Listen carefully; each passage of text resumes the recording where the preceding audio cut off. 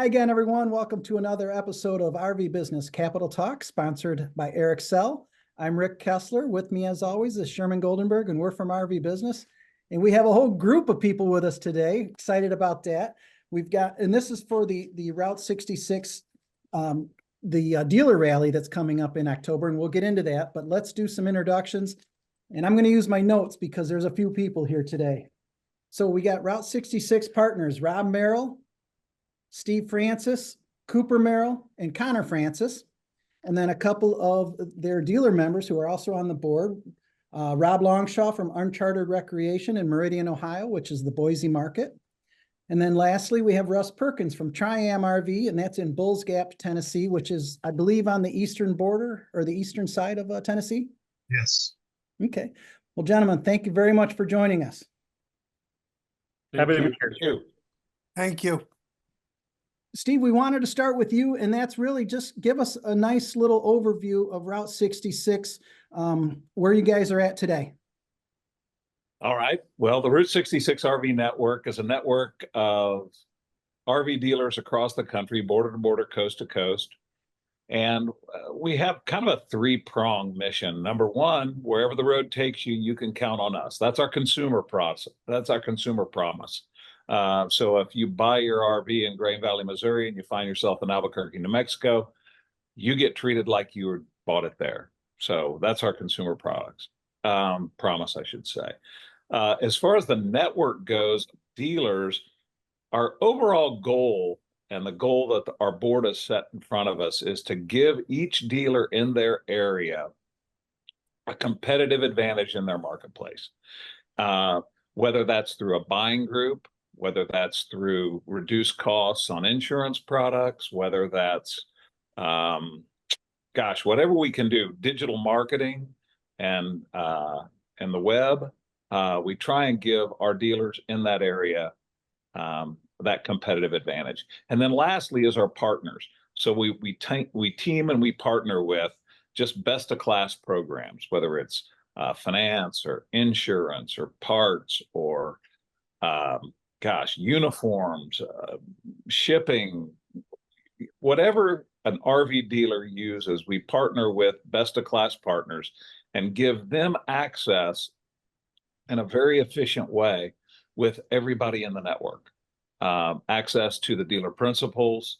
And that's really what, some of our rally is all about, is bringing those two things together, our dealers with our partners and our dealers with each other.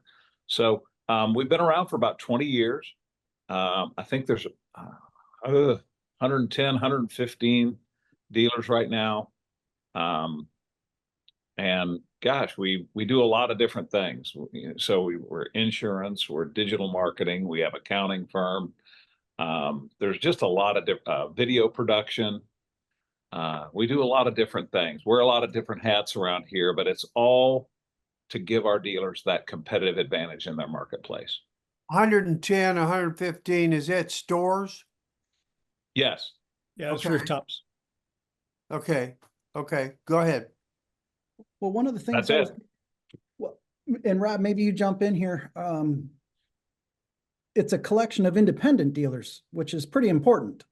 Yeah, we have a keynote speaker that's going to be speaking at the rally, and she went through a whole bunch of stuff in her life that I don't want to spoil the surprise on it. But she said, her whole journey started because she believed in something, and something that we believe in is that there's really a place for independent dealers in today's marketplace. That as consolidation has taken place.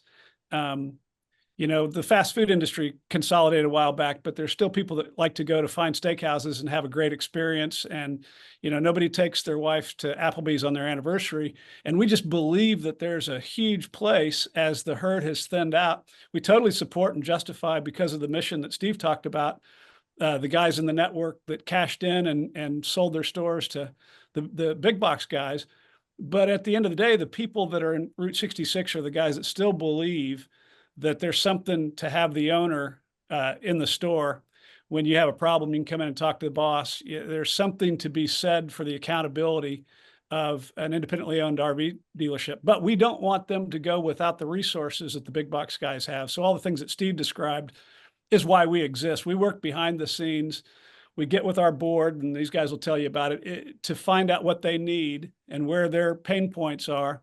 And then we work to create resources for our dealers. And then the rally is a place where it all coalesces. And as Steve said, we bring it all together, let relationships build, because we think everything happens.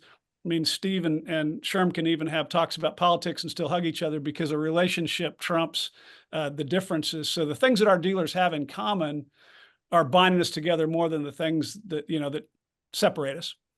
What's the details on your rally? When's that? It is Monday through Wednesday, the 13th through the 15th of October, Colorado Springs, at the Cheyenne Mountain Conference Center and Resort.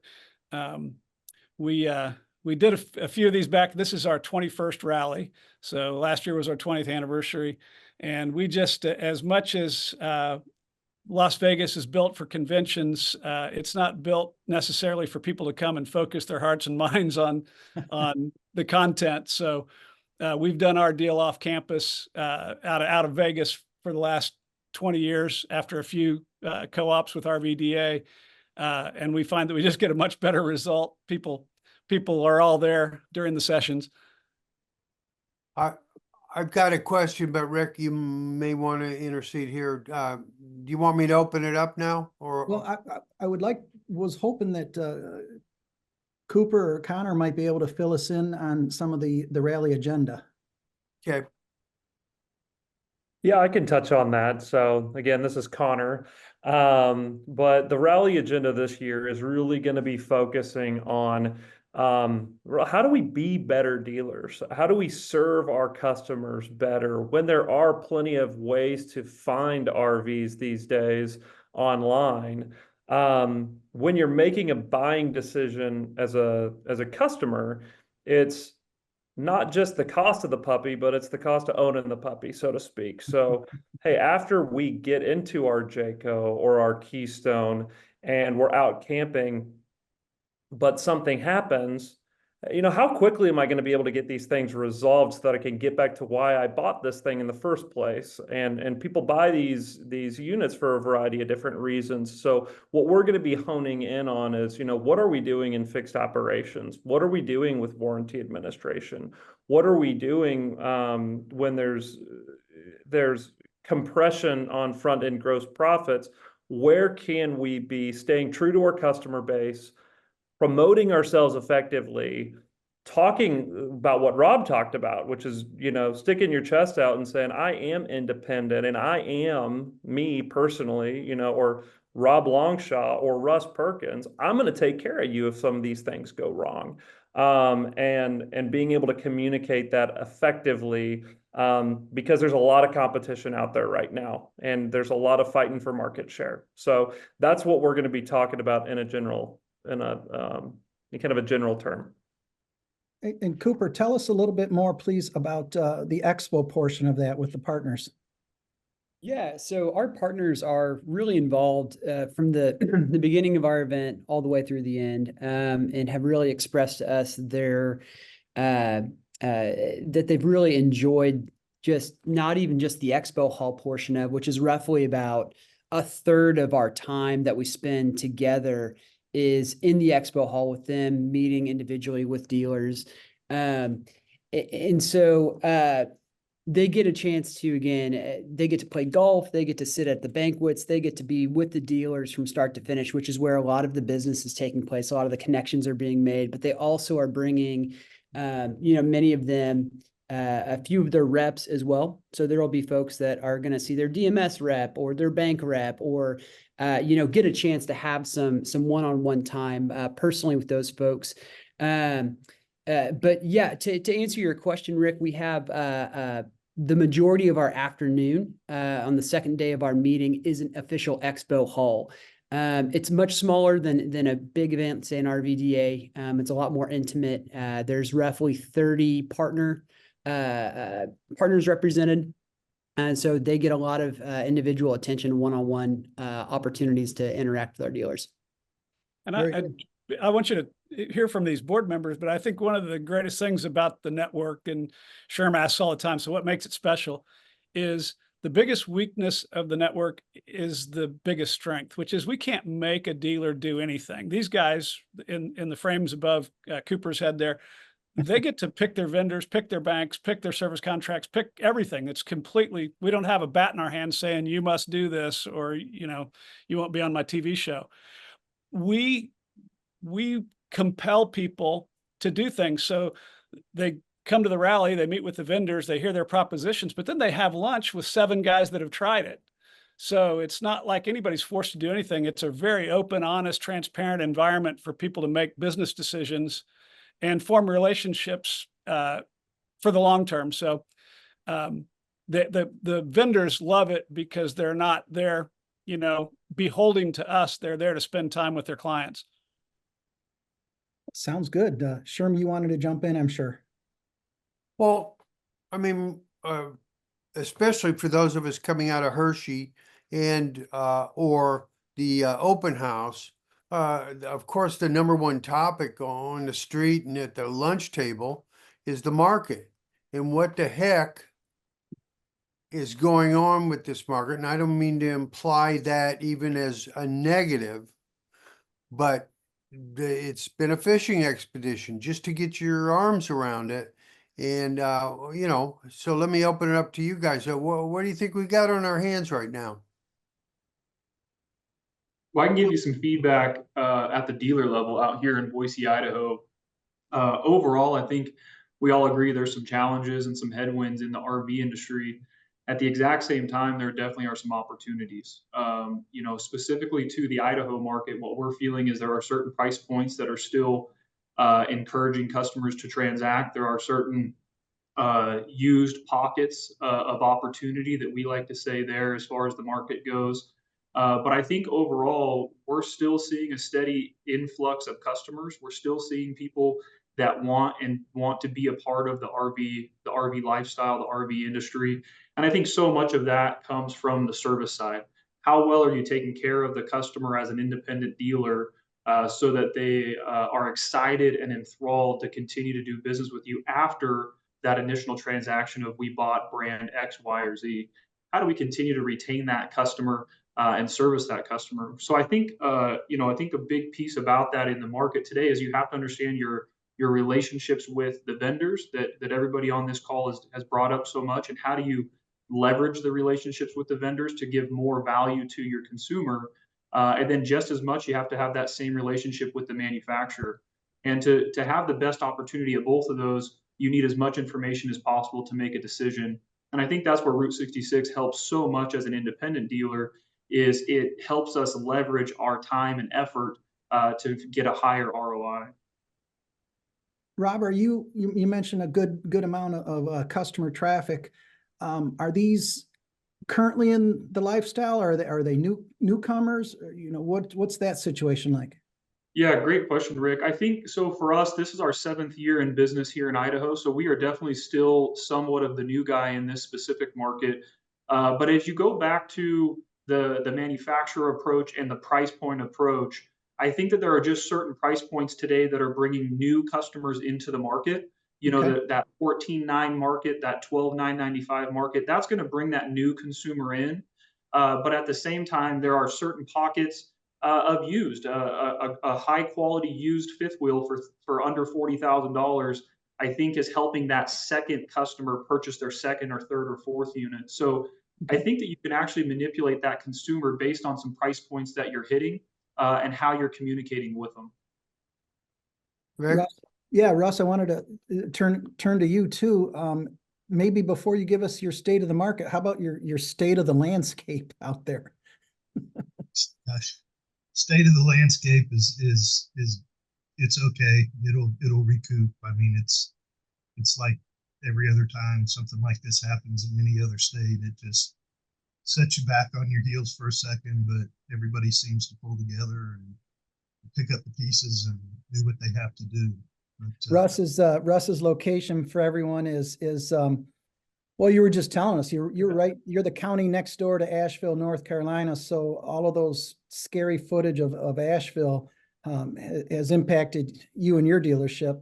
To what extent? Well, I had several employees couldn't get to work because the flood took the bridges out, and we did without power and water for a few days. There's some campgrounds in the area that are totally wiped out. So right now, everybody's just trying to assess what level of damage there is. But I got a feeling it'll trickle down. People will be wanting to replace their RVs, insurance work, things like that. But I think all in all, it came out pretty good. Of course, I grew up in Florida, used to the hurricanes. So it's one of those things you see what you got, you deal with it, and you move on. Well, prior to Hurricane Helene making its way out to your neck of the woods, how was your market situation like? The market has been up and down for us here all year long. I kind of liken it to 2010 when we came through that and really didn't know what to do to have the right mix or have the right thing that you were promoting. It's like Rob was talking about, your inexpensive stuff, your used stuff, that's what seems to be moving right now. But you'll have a run on high-end fifth wheels that are new, and then you'll have a run on destination trailers or something like that. And it's just a hard market to read at the moment, to say, okay, I'm going to stock 10 of these or 15 of these. And I think there's a lot of dealers out there in that boat. They're kind of holding back, waiting to see what the trend is going to be. Rob and Steve, will that be a big topic of conversation during the rally? It's just every dealer's comparing notes with how they're faring? Yeah, I think so. Everybody's going to be taking everybody else's pulse. It has been an up and down market this year. I will say this, the independent family-owned RV dealership is poised and positioned to be able to weather